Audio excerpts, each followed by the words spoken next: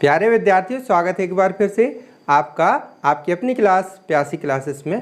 प्यारे विद्यार्थियों, आज का वीडियो कक्षा 10वीं 12वीं एमपी बोर्ड के विद्यार्थियों के लिए बहुत ज़्यादा इम्पोर्टेंट होने वाला है।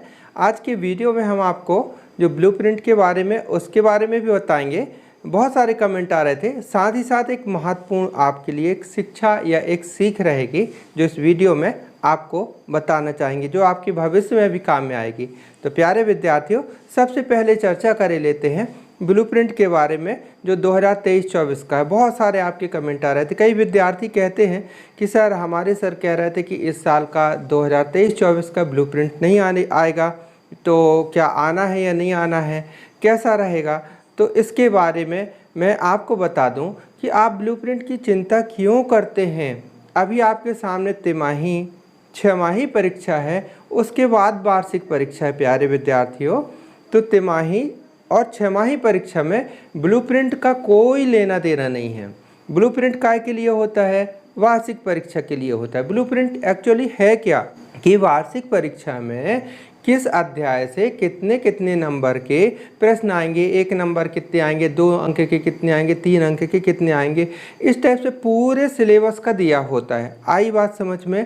तो अब ये मान करके चलिए, तिमाही में क्या आपका पूरा सिलेबस हो जाएगा? क्या तिमाही का पेपर पूरे सिलेबस से आता है? नहीं आता ना।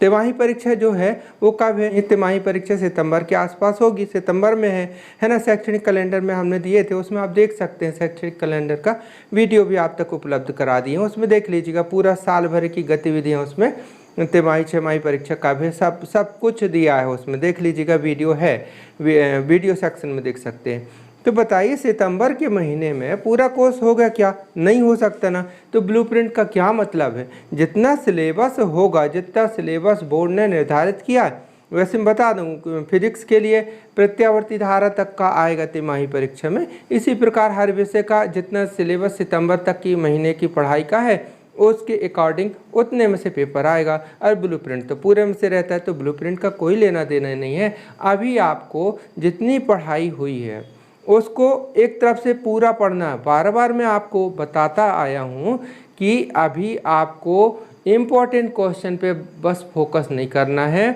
आपको पूरा सिलेबस एक बार कंप्लीट कर लीजिए। अच्छे से एक बार पूरा सिलेबस कंप्लीट कर लीजिए, नोट्स बनाते हुए कर लीजिए, है ना। कुछ लोग कहते हैं सर, बड़े बड़े क्वेश्चन नहीं आएंगे। बड़े प्रश्न कहाँ, छोटे क्वेश्चन कहाँ से बनते हैं? मानता हूँ छोटे क्वेश्चन आएंगे, पर कहाँ से बनते हैं? जब बड़े क्वेश्चन तैयार कर लेते हैं, उसी के बीच से बना दिए जाते हैं। तो आपको पूरा सिलेबस प्लीज़ कंप्लीट कीजिएगा। उसके बाद जब आपका ब्लूप्रिंट आ जाएगा या परीक्षा दिन प्रश्न बैंक नहीं आ जाएंगी, या आपके पास पुराना जो प्रश्न बैंक है, मैं पूरी योजना बताया हूँ, कार्य योजना, उस वीडियो को देख सकते हैं। तो उनसे आप नए नए प्रश्न तैयार करेंगे, है ना। तो आपकी अच्छी तैयारी होगी, है ना। तो ब्लूप्रिंट की चिंता ना करें, ब्लूप्रिंट आएगा, इस साल भी आएगा। लेकिन कब आएगा समझ लीजिए कि अर्धवार्षिक परीक्षा के आसपास आपका ब्लूप्रिंट आएगा, ठीक है कि नहीं।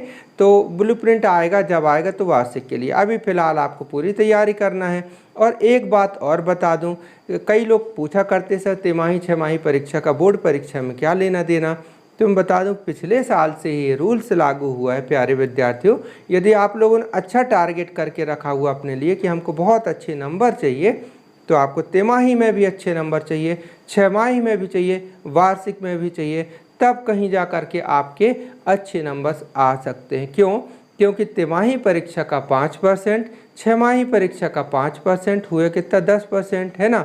वार्षिक परीक्षा का 70%, 80 हो गए। 20% कहाँ? 20% आपके जो प्रैक्टिकल या इंटरनल मार्क्स जो होते हैं प्रोजेक्ट वगैरह के, सीसी जिसको आप कह सकते हैं, है ना। तो शैक्षणिक गतिविधियों का जो होता है ना, 20 नंबर आंतरिक मूल्यांकन जिसको आप कह सकते हैं, तो 20 नंबर यहाँ से, 20% यहाँ से। फिर से बता दूँ, 5% तिमाही, 5% छमाही, हुआ 10, और 20% आपकी आंतरिक हुए, हो गए 30, और 70% वार्षिक।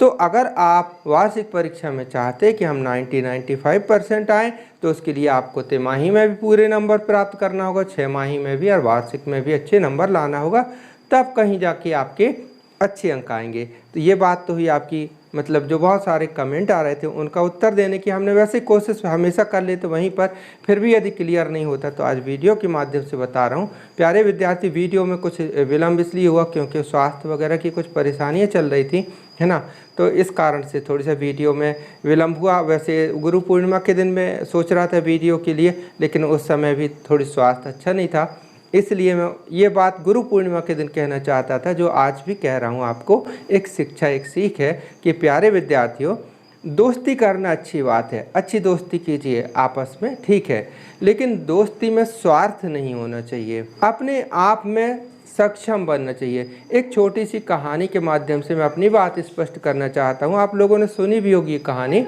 है ना, मिट्टी का ढेला और पत्ता की कहानी। दोनों में क्या हुआ, बहुत अच्छी दोस्ती थी, तो क्या हुआ, आंधी आती थी तो पत्ता उड़ जाता था और बारिश होती थी तो ढेला घुल जाता था। अब दोनों की दोस्ती थी, दोनों ने कहा भाई एक काम करें, हम अब दोस्त तो बन ही गए हैं, तो एक काम करें, जब आंधी आए, पत्ता कहता है जब आंधी आए तो ढेला भाई तो हमको बचा लेना, तुम हमारे पास आकर के हमको दबा लेना, तो हम उड़ नहीं पाएंगे। तो फिर ढेला भी कहता है कि भाई बारिश आए तो तुम मेरे ऊपर आ जाना, ढक लेना ऐसे करके, तो मेरे को बचा लेना। चलिए, दोनों में बढ़िया वादा हो गया, अच्छी दोस्ती पक्की हो गई। दोनों एक दूसरे से दोस्ती तो है लेकिन अति निर्भर थे दोनों, है ना। तो हुआ क्या, परिस्थिति ऐसी आई कि आंधी और पानी दोनों एक साथ आए, तो पत्ता तो उड़ गया आंधी में और फिर पानी में ढेला घुल गया। तो कहने का ये मतलब हुआ, दोस्ती तो बनाएं, एक दूसरे का सहयोग करें, पर एक दूसरे से भविष्य में अति से ज़्यादा अपेक्षा न रखें, आत्मनिर्भर बने, एक दूसरे पर अति से ज़्यादा निर्भर ना बने। वो परिस्थितियाँ आती रहती हैं, तो हमेशा अपने आप को निर्भर बनाइए। और जो दोस्ती का मतलब होता है निस्वार्थ प्रेम, है ना, तो वो स्वार्थ होना ही नहीं चाहिए कि तुम हमारे लिए ये करो तो हम तुम्हारे लिए करेंगे, है ना।